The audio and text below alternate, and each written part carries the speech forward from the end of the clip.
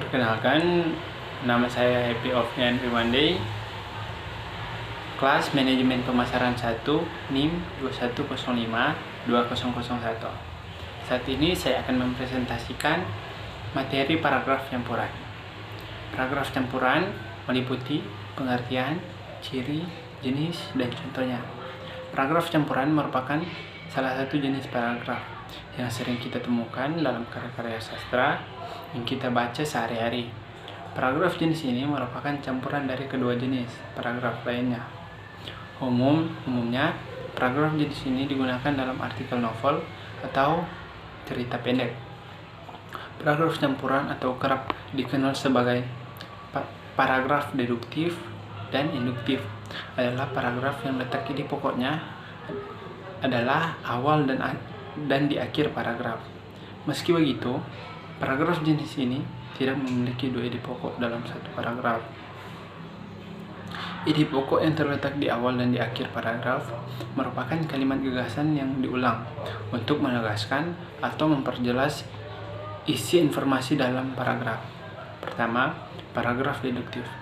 Paragraf deduktif adalah paragraf yang letak ide pokoknya ada di awal paragraf. Paragraf jenis ini memiliki pola pengembangan deduksi, yaitu pemaparan gagasan diawali dengan hal umum yang kemudian dikembangkan dengan hal-hal khusus. Paragraf deduktif. Paragraf induktif. Paragraf induktif adalah paragraf yang letak ide pokoknya ada di akhir paragraf. Paragraf jenis memiliki pola pengembangan induksi, yaitu terlebih dahulu memaparkan hal-hal khusus, kemudian ditarik simpulan dengan hal yang lebih umum. Berikut ini adalah ciri-ciri yang dapat kalian gunakan untuk mengidentifikasi sebuah paragraf campuran. Pertama, memiliki pola pengembangan kalimat umum, khusus, umum. Kedua, kalimat gagasan utama ide pokok terletak di awal dan di akhir kalimat berupa pengulangan ide pokok. Ketiga, kalimat gagasan utama diawali paragraf berupa informasi yang bersifat umum. Keempat, kalimat gagasan utama di akhir paragraf berupa simpulan untuk memperjelas informasi. Kalimat-kalimat penjelas terletak di tengah paragraf. Berikut jenis-jenis paragraf. Pertama, paragraf deskripsi.